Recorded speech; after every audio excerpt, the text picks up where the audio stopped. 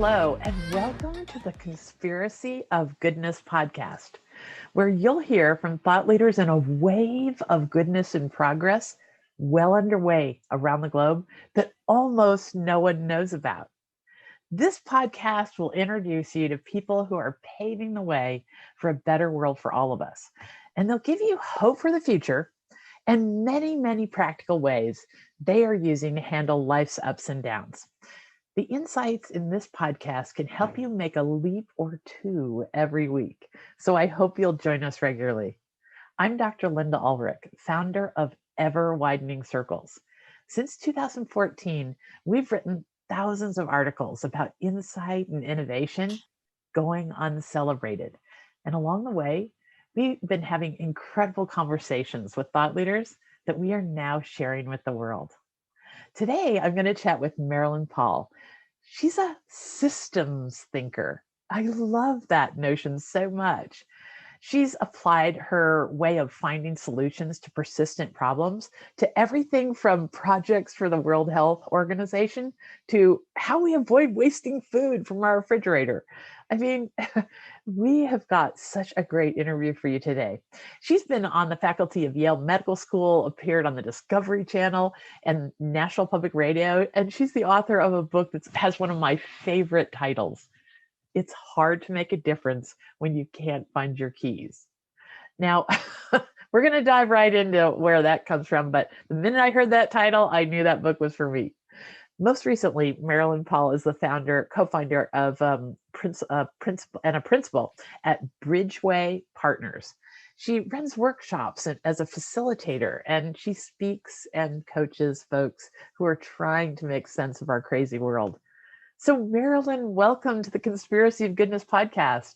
It's so good to be here. I'm so happy we're in this conversation. Yeah, well, Marilyn and I had a brief conversation before we started, and I challenged Marilyn to help that she and I would create something today that never existed in the world before. So we're going to bring our collective good intuitions to this conversation and share with you all kinds of ways that we're thinking anew about the complexities in our world and seeing nothing but possibility ahead of us. Nice. So, Marilyn, I love this question to open with you.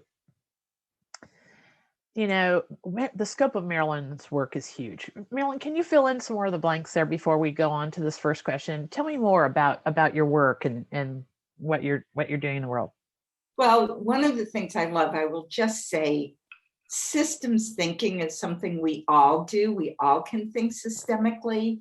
And one of the things I like to do is it's a practice, it's a discipline of patiently looking for patterns rather than jumping to obvious solutions. So one characteristic of a systems thinker is we know things are a little more complicated than they look. So, for example, if people are hungry, obviously our first response is bring food.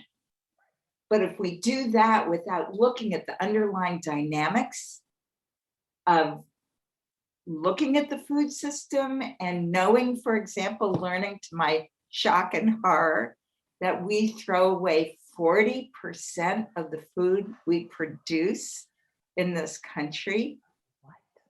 Not only that, I will just say, because it's a passion project at the moment, in our households, on average, we throw away 40% of the food we bring home, which is like going to the market, buying 5 bags of food and leaving 2 bags in the parking lot. I started to look to see, I couldn't believe that was true. We do. Yeah. There's all kinds of data to suggest how much food we're wasting. In my own home, we've changed our behaviors. So that's what I do. I work with people individually to help them change their behavior, but also groups and communities to look at the system as a whole, to look for how we can cooperate better to make a difference. This is huge. I've just become very aware after an interview with a wonderful thought leader named Dr. Tamsin Woolley Barker. She looks at human behavior and systems, and she studied baboons, kind of like Jane Goodall studied chimpanzees. And she came out of that with this notion that we are more like ants and bees in our organizational and our habits. We will self-organize just like bees and ants.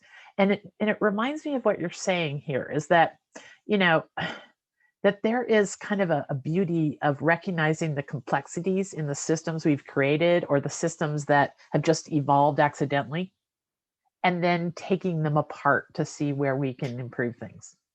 So that I just do want to follow up on what you said and show people my book. Yes. It's hard to make a difference when you can't find your keys. And this, for people like me who have really struggled with chronic disorganization, I learned, for example, because people would come in and I would have to run around and clean up and put things in the shower and pull the shower curtain and really hope that, I just made a mess. That's how I was. And the obvious thing to do is clean up. I mean, if you've got a mess, clean it up. But if you don't sort of go to the underlying thoughts, like one of my thoughts, my mother used to teach me, a woman with a neat house has nothing better to do with her time. And by this, she was conveying to me that tidying up was not a worthy venture. Now I look at that and say, Mom, for crying out loud, I need to live in a tidy place. Otherwise, it's out of control. But leaving that aside, one of the things when we want to make a change, whether it's in ourselves, if we're chronically disorganized, for example, or if everyone has an issue, you work on the outside, like putting things back, and work on the inside to unpack these like ideas that are false. Women's work is very powerful, makes a huge difference. Right. And cleaning up a house, creating order is a wonderful thing to be doing. So but what I do did you not know that. Well, okay. So I want to definitely dive deeply into this the behaviors and the notions that make us waste food. But I want to wade people to that level with some of the conversation that we had just brainstorming right before we started, because I think if we start at the highest level about systems, and am I right that systems sometimes just evolve all on their own and they're maybe not useful to anyone, really? Well, the systems have a life of their own. Right. And systems thinking draws from the world of ecological thinking, where one, you see everything is connected. You change something, it affects everything else. Okay. And there's that famous thought that a butterfly in flapping its little wings on one side of the planet can impact a hurricane on the other. That's Right. sort of exaggerated. But the idea is that when we do something, we have unwitting impacts on others and on systems as a whole. Right. All right. So as we dive into this world of our own systems, the systems we're forced to be a part of, and so forth, let's start with one question. As a systems thinker and a high level consultant to organizations and individuals, is there some notion that you'd want to start with? If people only knew one thing, what would it be? Well, I would say if people only knew how powerful it is to have regular rest. And that is the topic of my second book. Okay. An Oasis in Time, How a Day of Rest Can Save Your Life. And what I wish people knew is how powerful and important it is to rest. I mean, we all want to talk about all the things we're doing, but I really need people and want people to know that not doing things is vital to be able to do things well. I know. How do you think? I totally agree. And I'm on the treadmill. Yeah. Trying to run two businesses at the same time. I don't even meet myself coming and going. And then I'm an avid gardener. So this time of year, every minute of the weekend is squared away also. Okay. So tell us how we have the self-discipline to unplug, to jerk ourselves into this relaxation, one day of rest mode. What are the systems that make that possible during the week, maybe? So is there a lead up to that? Okay, tell us about that. So one thing, it is like a little bit of a vicious cycle. Okay. The more work we try to do, sometimes we do not do as good a job as we would like. We don't keep agreements necessarily. We don't do the excellent job we aspire to. We take work home. We try to get stuff done at night when we're tired. So then since we're trying to work at night and work on the weekends, we never get that really deep, nourishing, restorative rest. When we don't get the rest, we start the day off, but we're a little confused. It's like, what do I do? What's my priority? What am I supposed to really get done? Who am I meeting with? And we're on the run so much that sometimes we don't even have 5 minutes for a break or 10 during the day. So we're going so fast and we're a little confused, a little out of sorts. We don't get the stuff done we really want to do. So we have to take it home or we have to work on the weekend. Right. And then we're in that vicious cycle of never quite doing the most important thing and not doing it as well as we want. And then we get confused. Is this something that I need to do 100%, 80%, 50%? When we work, not everything is going to be perfect or even close to it. Right. So then we're in that vicious downward cycle of exhaustion. More people are burned out than we know. More people are tired. But we put such a premium on work, like work, check off the box. I have my to-do list right here with all my check off boxes that we like to check the box. Yes. And what goes along with that is resting isn't pleasant when you're exhausted. Does not feel good to feel how tired you are. So we don't do it. So, okay.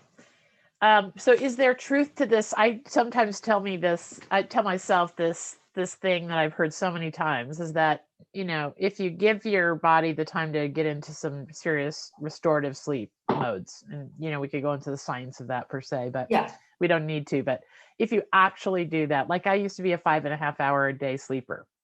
And I would just bolt out of bed at 4:30 in the morning and start. I love that time of the morning, listening to the birds and the dawn chorus. I love it. And I don't want to miss it. So, but if I don't go to bed at 9:30, I can't wake up at 4:30. And so, is it true that we can't possibly think straight enough to get work done on only 5.5 hours sleep? I mean, that is a true thing. Actually, everyone is different. Some people only need 4 hours a night. Some people need 8 hours a night. The thing to know is that we won't know when we're operating at a deficit. Right. We don't see it.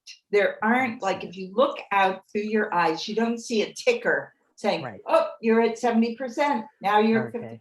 We don't get the feedback. Okay. And if we're extroverted and sort of perky, no one's going to say, God, are you exhausted? Because nobody knows. Right. So the sleep part is part of what helps us rest on the weekends.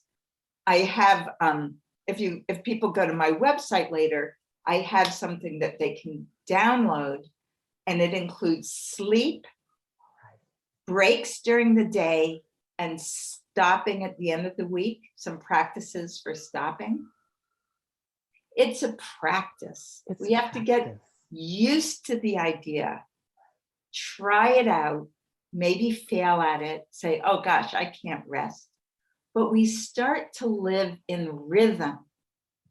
When we're living in rhythm, we are living much more naturally. We're more attuned to ourselves and our needs, and we're far more effective as people.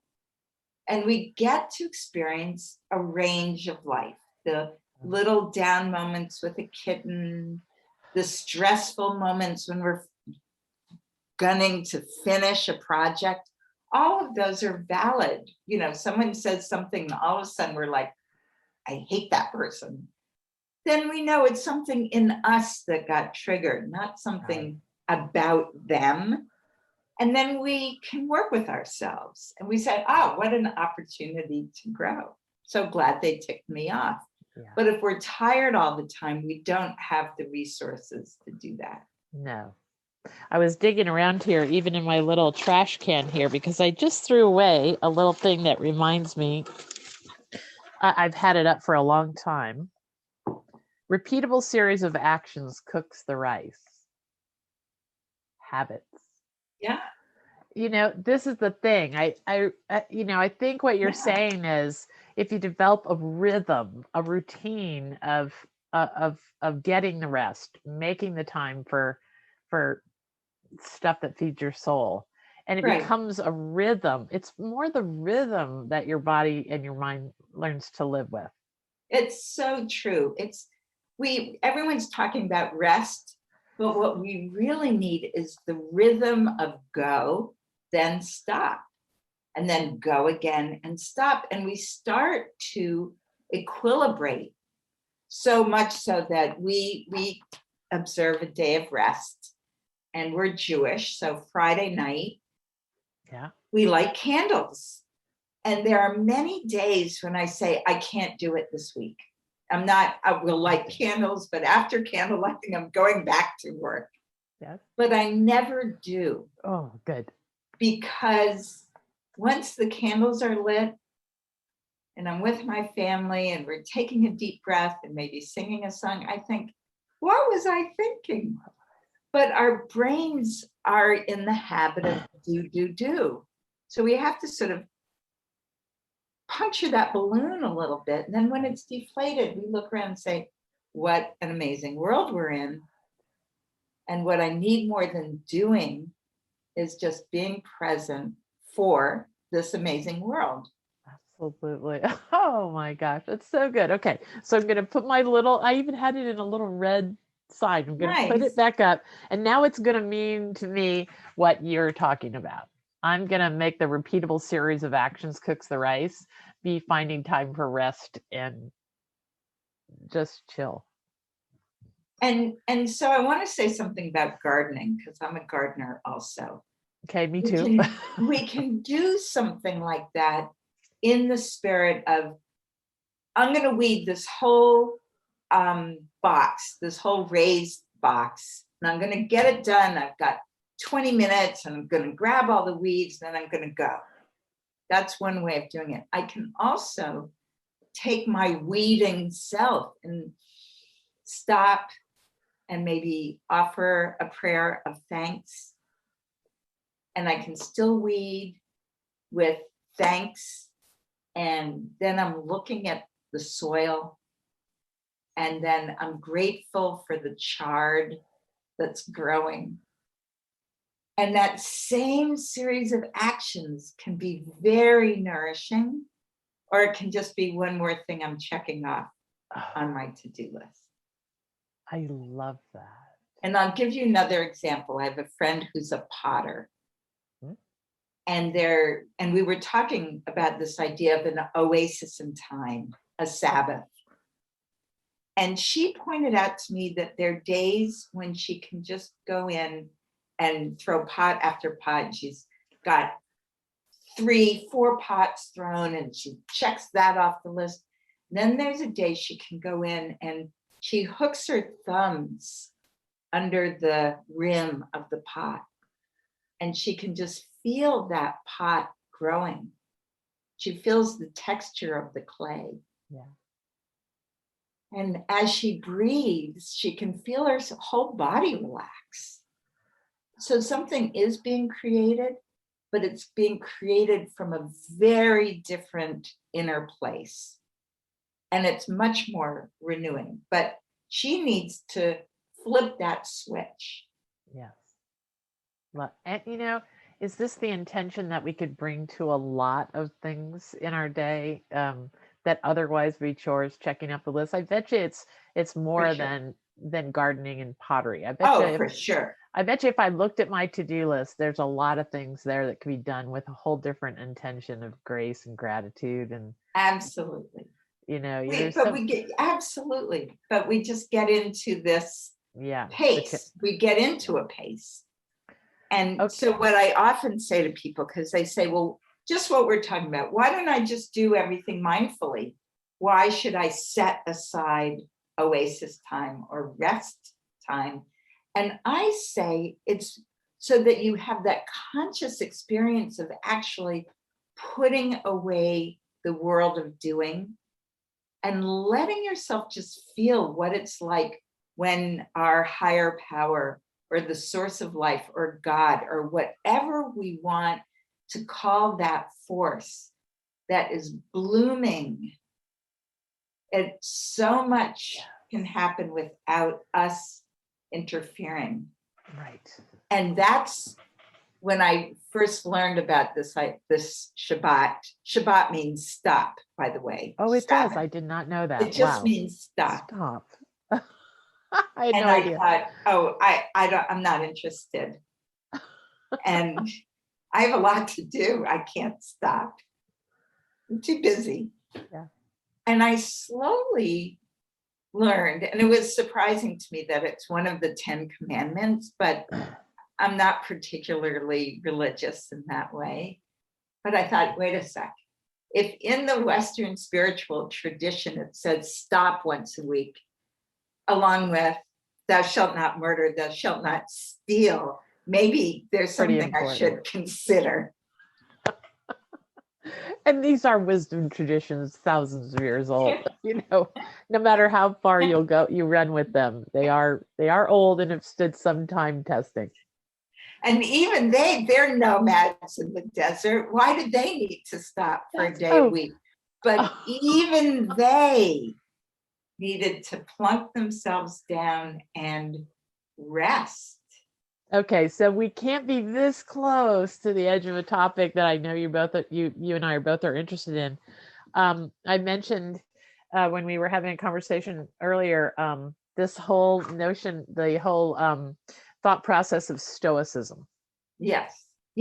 I'm very consciously calling it a thought process because I think a lot of people think Stoicism is a religion. Yeah.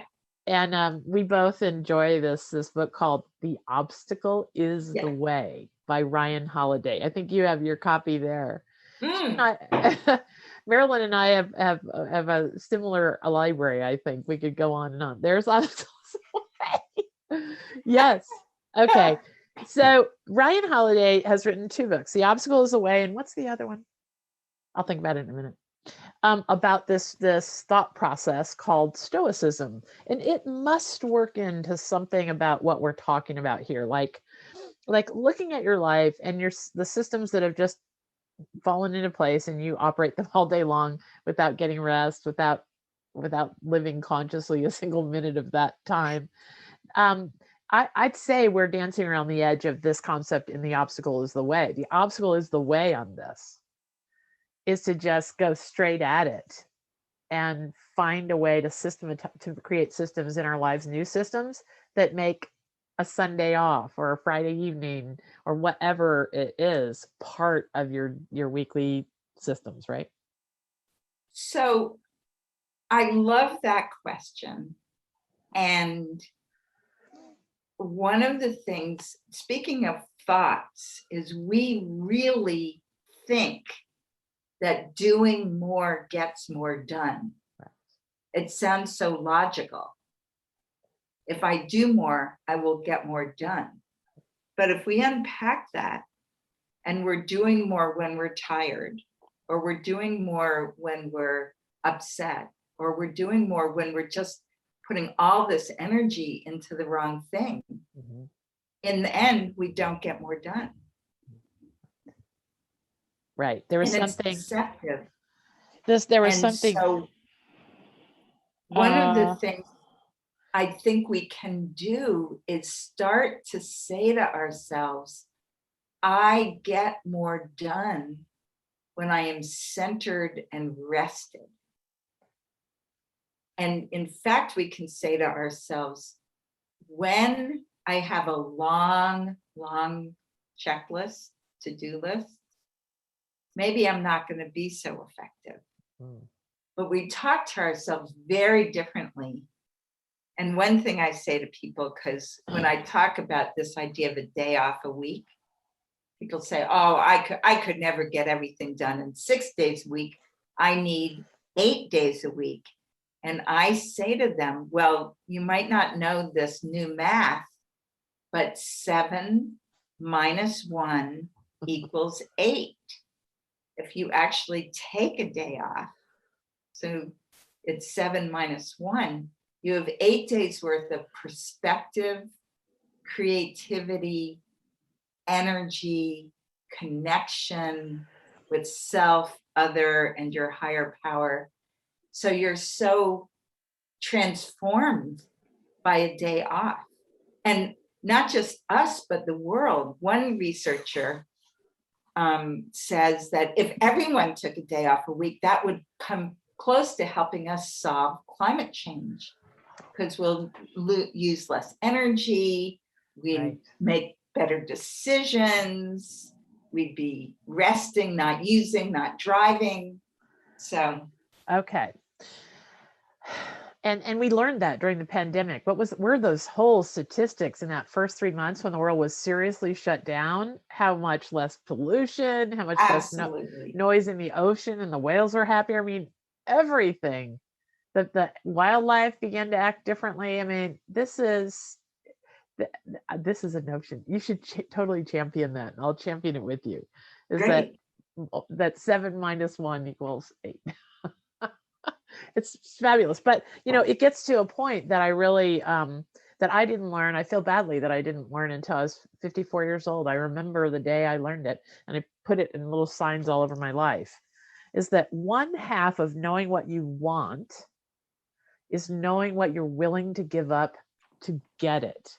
Yeah. Because I just thought my to-do lists were endless and I could just endlessly keep processing all that stuff. But where does it factor in systems thinking about how we solve persistent problems, Marilyn, where we decide what not to do? Is that almost as important as deciding what to do? I'm so with you on that. And I really almost want to say it again because it's so important. Not only do we need to know what we want, but what we're willing to give up to get it, and willing to not do in the face of these long lists where we think we want to do everything. It really goes with this phrase of thinking, doing more gets more done. Doing more does not get more done. And when we are really focused and know what we want and know what we're willing to give up, that's when we get more done. Right. And in systems thinking, there's this very powerful notion of leverage.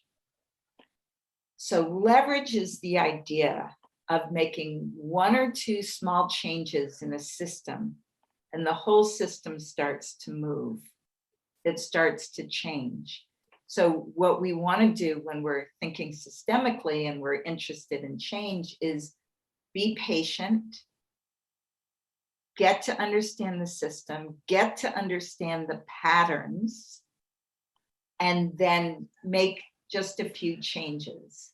And I'll give you the sort of build on the example I gave before about being chronically disorganized. Our typical way to try to solve, I will speak for myself, my chronic disorganization would be to say on a Sunday morning, okay, this is it. I cannot stand this mess anymore.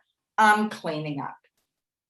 And so maybe I take an hour, 2 hours, and I sort piles and do some dishes, and then I get tired and I think it's too much. I think I'll go for a run. And that's it.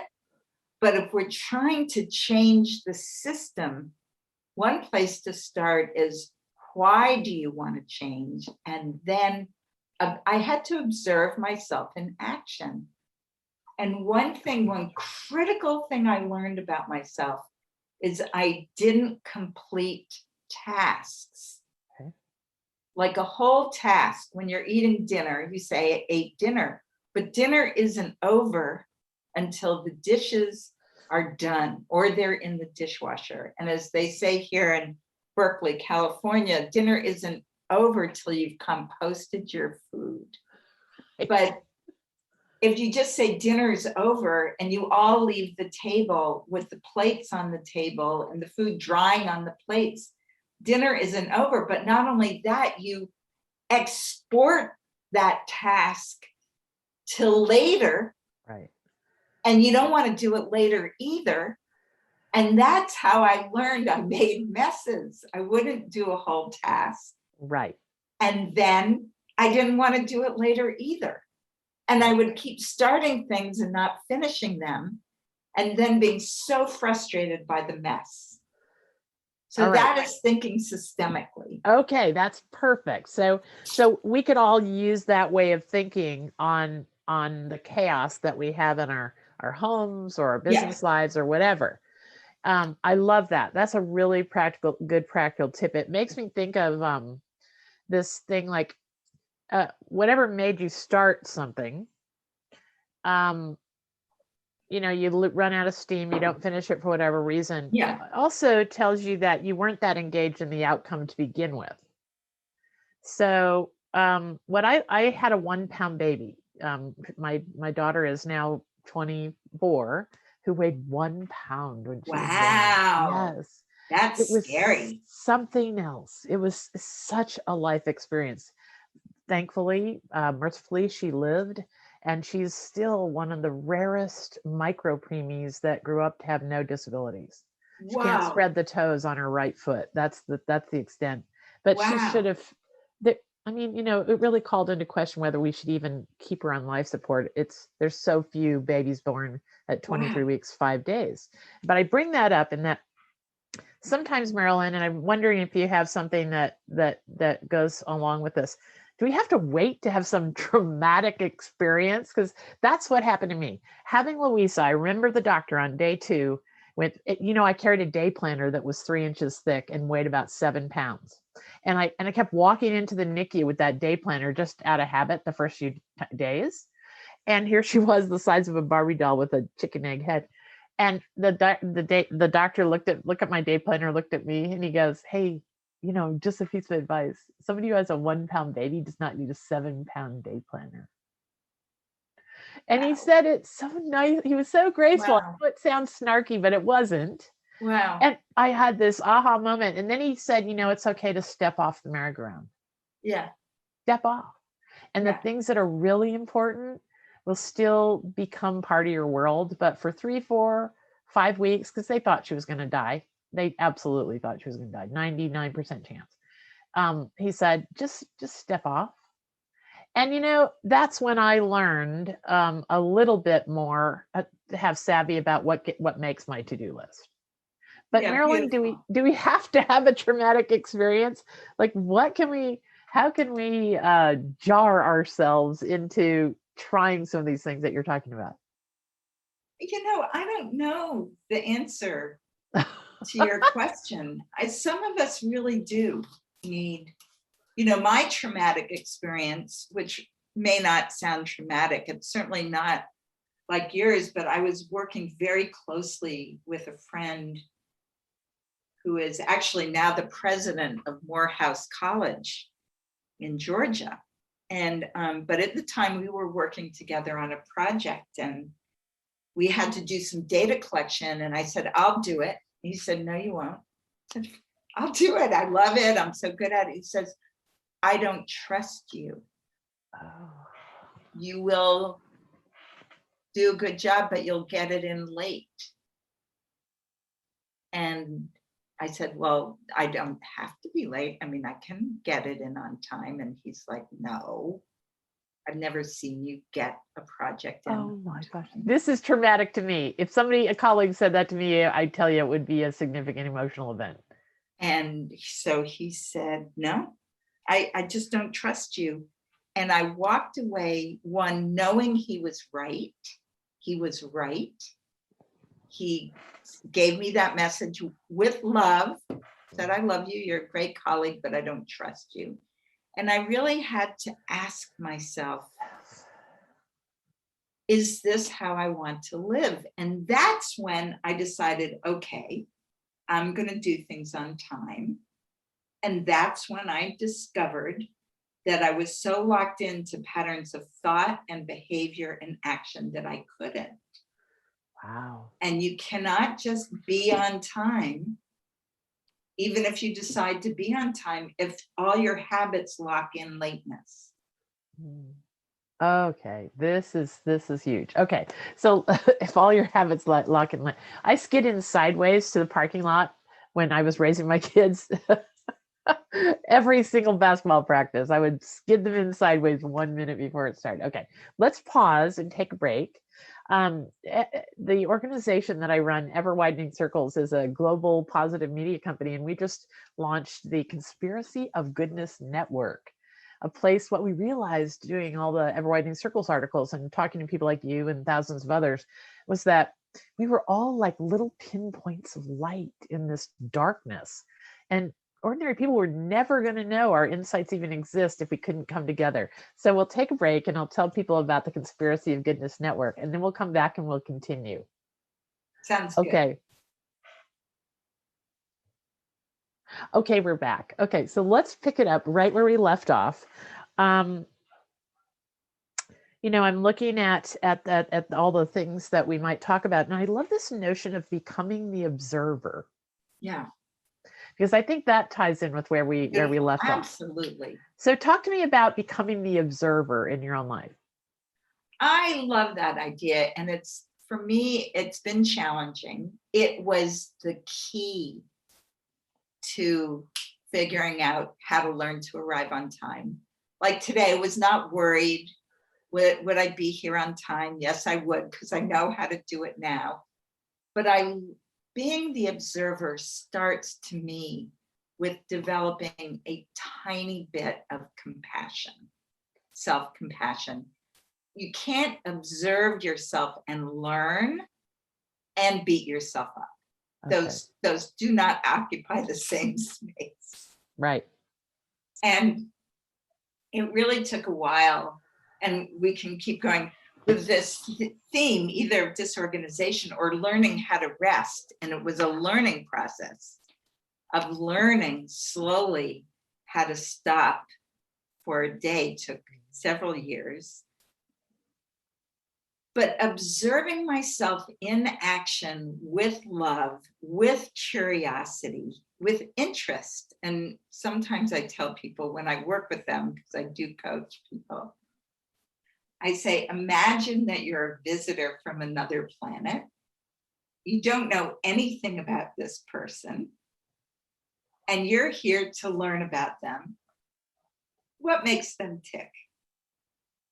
And that's when I learned one of the things that made me tick, and one of the reasons I was always late, is I always could think of something else to do other than the thing I had to focus on. Okay. And if I could, that's the kind of mind I have, no judgment. I have ADD. I am always scanning for other things to do. And it keeps me from staying focused. So it's very helpful. My phone has a timer on it. And some days I set my timer for 5 or 10 minutes, because I know if I'm in that sort of rattled, slightly distracted mode, in 5 or 10 minutes, I will not be doing what I set out to do. And the timer goes off and say, oh, okay, I remember what I'm supposed to be doing. And I go back and do that. Interesting. And I might have to do that. It's like, I might have to do that many times. I get distracted, I come back, but the key, just like in meditation, is not to be mad at myself. Oh God, gosh, darn it, you're distracted again. No, it's like, oh, what a wonderful mind you have. So open, so available. But honey, Lovely. We've got to focus on this now. Lovely. That is a great practical tip. Because I could see that working so much.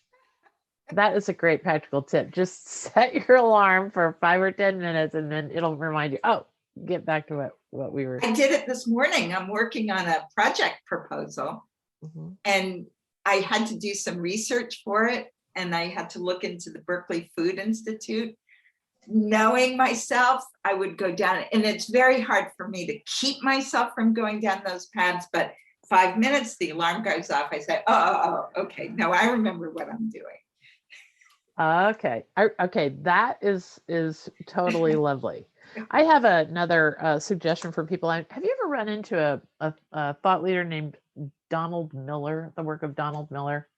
No. Donald Miller is in charge of this big thing called story branding. And for business people, I would recommend you look into Donald Miller's work with story branding, because it's a great way to to get your message in order. So you tell your story right or present things. But here's what I do related to what you do. I got from Donald Miller a really neat set of pages. So every day I sit down with this day planner. This is my day planner now, not the 7-pound guy. And he's disciplined me. His system is that you only get to pick 3. There's only 3 key things that you get to do in a day. And I have to fill out what those 3 are. Like, come hell or high water, I have to get those things done. Lovely. Before my day is over. And then you get some small secondary tasks. But you know what? I almost never get to the secondary tasks. Yeah. Since doing this, I really focus on going down the list, just those 3 that I have to get done today. And I tell you, what you and I are both promoting is for people to become the observer in their own life and find a system, whatever it is, so you can have some self-discipline and order and ferret out how you're spending your days. Because this running around on the treadmill is just too crazy. I just met someone, also a physician, and he told me that when he just retired, but when he was working, he woke up in the morning feeling behind. He would start the day. He had so much to do that he was already behind. I feel like that every day. And what a hard feeling it is to feel like I'm not in the right place. I'm behind. Right. Yes. Okay. And so what you're saying, I think, is if you have your list of 3 things and you understand yourself and you know the pressure to accomplish, you can actually step out of this straitjacket of do. Right. Take a breath, focus on the 3 things. Know that you will get distracted, gently pull yourself back. Right. Of course, we'll be tired at the end of the day, but we'll have that sense of celebration. We did something. So many people I work with say to me, I've been working all day, but I didn't do anything. So then we look into that. Right. What were you doing? What were you focusing on or not? And your wonderful question was, what do I have to give up to do what I really want to do? Yeah. We can't just keep running down all those rabbit holes. No. And one of the keys I learned is to celebrate every little accomplishment. Yeah. Okay. Everything we do, everything. Right. Yes, I did it. It's a good thing. And not just check the box and move on. Right. So how does this systems thinking, because we have to cover this, how does the systems thinking work in because this topic of food waste is about our budget. It's about our family life. It's about who's responsible for what, who does the shopping, the whole thing. I love this concept. You and I talked a while ago. You had this great concept. I have to find it here. It was a way of thinking about your shopping. I'll find it in a minute. But tell us about systems thinking and food waste, because it's a really practical place people could start, I think. Well, first of all, many of us do not realize that we waste food. So, Okay. Number one, let's go back to the observer. So, as I said, when I learned how much food households waste, I thought, well, it can't be us.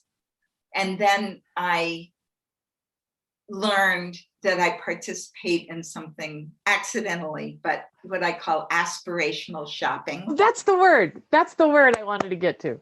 So aspirational shopping is when we go to the market and we think, oh, I really want to eat kale or collards, and I want to make sure I've got my dark greens. So I'm going to buy plenty of them. And good for me. I bought them. Then I put them in the crisper, the vegetable bin, and then I forget about them. Right. And then 2 weeks, 3 weeks, maybe it's 1 week, I pull it out of the vegetable bin and sort of like, ew, sort of a little brown. If I waited long enough, it's a little stringy. Aspirational shopping.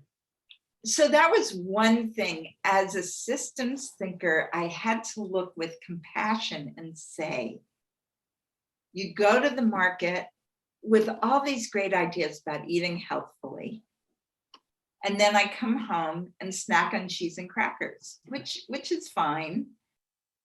But what I really want is to eat in connection with my body and with the planet. Right. But I can't do that on the run. And I can't do that if I'm aspiring to doing things without a system. So then I slowly learned I do not put the kale or the collards into the vegetable bin until I have a plan for them. Of course. But for me, it was like, I need to know what I'm going to do with them, because if they go in to the bin without a plan, I forget about them, or maybe I dig into the vegetable bin and it's sort of a little sloppy on the bottom. But so many of us are wishing we were eating differently from the way we really eat. I love that. And we're not aware that when we throw out that food, even if we compost, right, the best thing for food that's grown is to actually eat it. Right. How about that? That's a revelation. So much time. I know. I think we could say it again. The best thing for food that's grown is to eat it.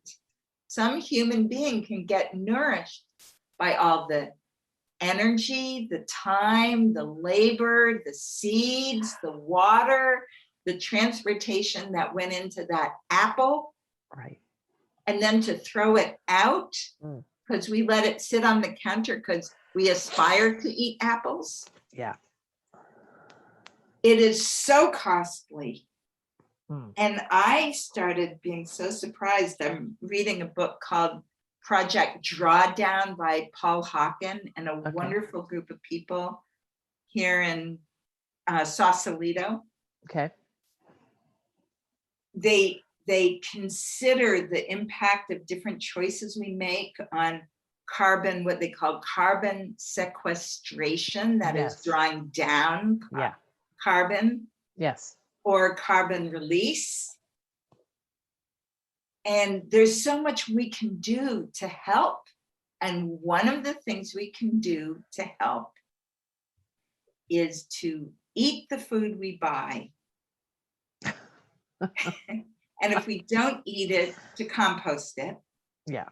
But definitely do not throw it out and have it end up in a landfill, because it releases methane gas, which is far more toxic than carbon gas. 20 times more toxic to the environment, methane gas. Yeah, absolutely. So that simple little things, it saves us money. It helps us be more conscious. It helps us eat mindfully.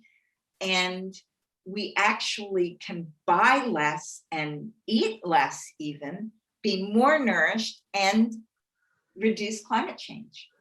It's, I think that your notion about aspirational eating is equally as it's just as important as, how they say never go to the grocery store if you're really on an empty stomach. Yeah. I think it's in the same exact plane of Yeah. excess. It really is. You just go, oh, there's that recipe on the New York Times about kale, and you never knew to cook it. No, we have the best darn intentions. That's about intention. Like I want to figure out where that sweet spot is in our good intentions for buying the crazy For dark sure. green, and then actually using it. There's I want to mention here because it's so cool. We wrote an article at Ever Widening Circles just recently about this organization you're going to love called Freedge, FREEDGE.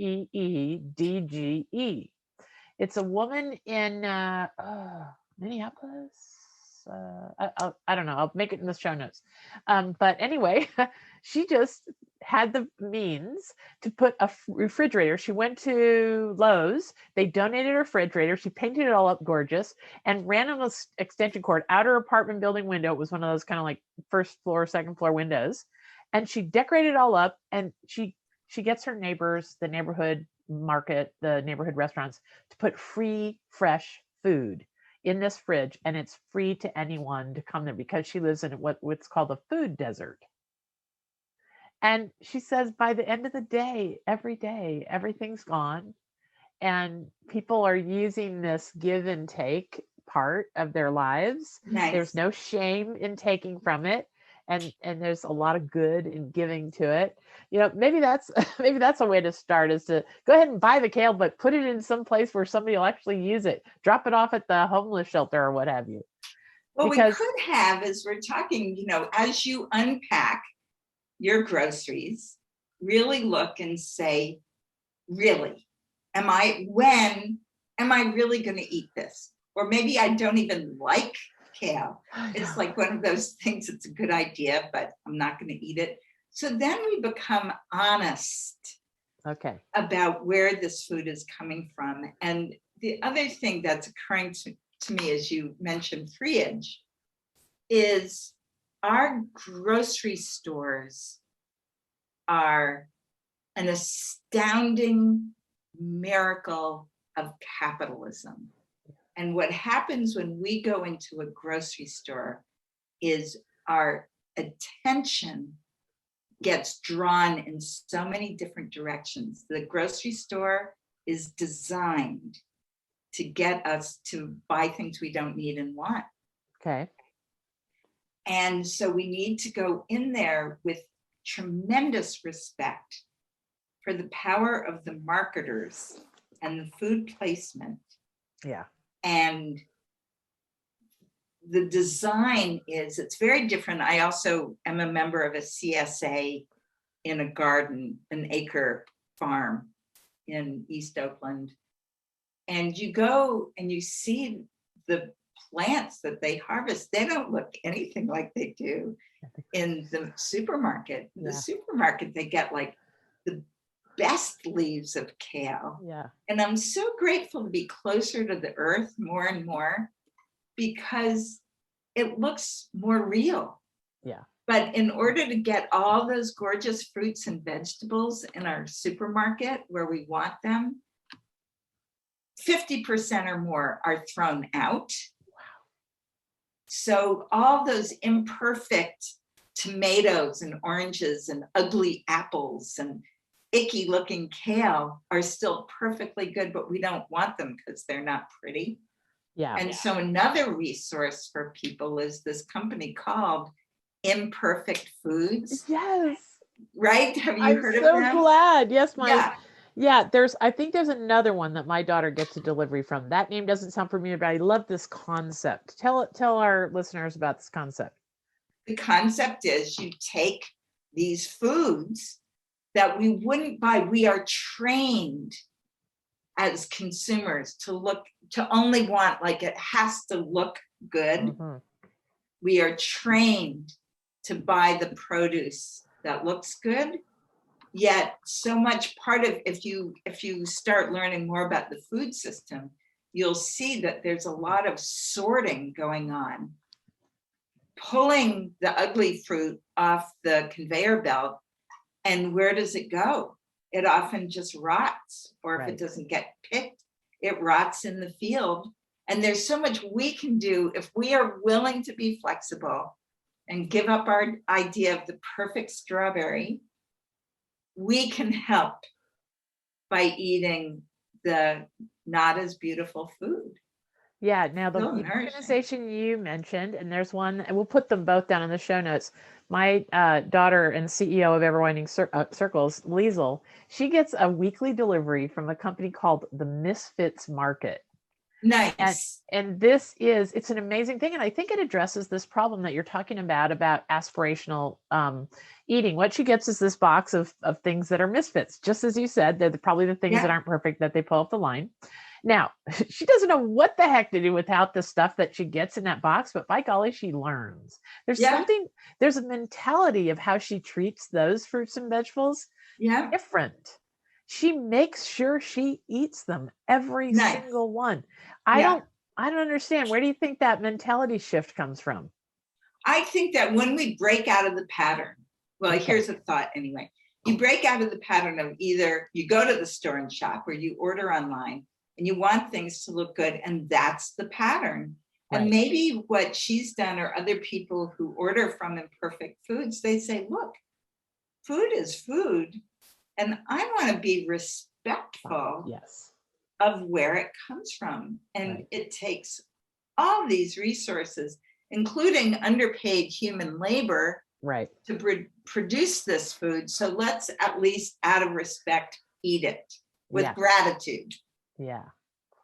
Well, I got to tell you, Marilyn, gratitude is woven all through our conversation today. And we, just like we said, I had all these show notes that I was going to get to, and we didn't. So we're going to have Marilyn back another day to talk about systems thinking. Now, Marilyn, as we wrap up today, tell us everything you want to tell people about how they can connect with your work. Because Marilyn has been doing important things. I think she was ahead of her time on lots of this stuff. So there's the book. Go through the books again. I'll just show people again. It's hard to make a difference when you can't find your keys. For those of us who are not as organized as we like. Yes, and it's full of tips and poetry and philosophy, but it's very, very practical, because that's how we get ourselves out of this nightmare of chronic disorganization. So that book has actually sold almost 200,000 copies. Wow. And then there's this book, An Oasis in Time, How a Day of Rest Can Save Your Life. And people can I think if you go to my website, which is marilynpaul.com, MARILYN Paul.com, you can download the first chapter of the books and get a guide to adding balance and rhythm to your life. That's lovely. And then if they want to learn more about systems thinking, to go to bridgewaypartners.com. That's our professional systems thinking website with tons of cases and excerpts and a whole list of articles that I wrote with my husband. One of them is called Is Moving Too Fast Slowing You Down? And that's the essence of systems thinking and time management. So I gotta send people there. I read an article about the 5 disciplines in family life. That was really good. Marilyn really has a breadth of things that she's applying the systems thinking to. So go to is it marilynpaul.com? marilynpaul.com and bridgewaypartners.com. Bridgeway Partners. And they'll find the Learning Family article at bridgewaypartners.com. Yeah. That's lovely. That's lovely too. And so, as we wrap up here, Marilyn, I always ask people, the byline for Ever Winding Circles is, it is still an amazing world. What proves to you that it's still an amazing world? Say that again. I always ask people, the byline is, it is still an amazing world. Even after all we've been through and all the craziness, it is still an amazing world. Tell me what reminds you that it's still an amazing world. Well, I have to say, just walking out the door, or even in my home, human beings are amazing. The amount of care for one another people have shown during the pandemic, the aspiration for a better world, the starting to really look at how can we, as a human race, make sure that our children and our children's children flourish in what will be a different world. Everywhere I go, people are talking and concerned, and Yes. I know there are people who don't think that's an issue, but even there, many, many people really want to see the farms work, the fish in the rivers, the animals. I see it every day. We can agree upon that. We want that future for our children. We do. We do. Well, thank you so much for joining me today. You know, for anything that Marilyn and I mentioned, we have this great streamlined podcast. Our podcast producers are going to put together great show notes down there, and I always add to them my personal touches too. So you can find anything we mentioned down there, and check out the show notes. It'll have all the links to Marilyn's connections too. And please go rate and review this podcast, because we're in the top 25% of podcasts in the world right now. And we're about this far from getting to the top 10%. Wow. And when we do that, we have the potential to bring all these insights and wonder to a lot more people. So thank you for going and rating and reviewing the podcast. And remember to check out this Conspiracy of Goodness Network. If you're in the world of work where you're doing something to make the world a better place, whether it's you volunteered for the Humane Society board, or you've got a startup that's putting bread on your table and making the world a better place, we are coming together, we people, in this gratitude economy that's opening. That's what I'm calling it. We're going to talk about that more and more over the coming weeks, and the business of goodness.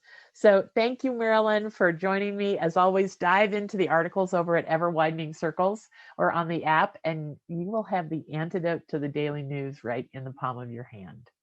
Thank you so much, Linda. This is Thank just you. wonderful. Okay, have a great day. We'll finish up and we'll see you next week.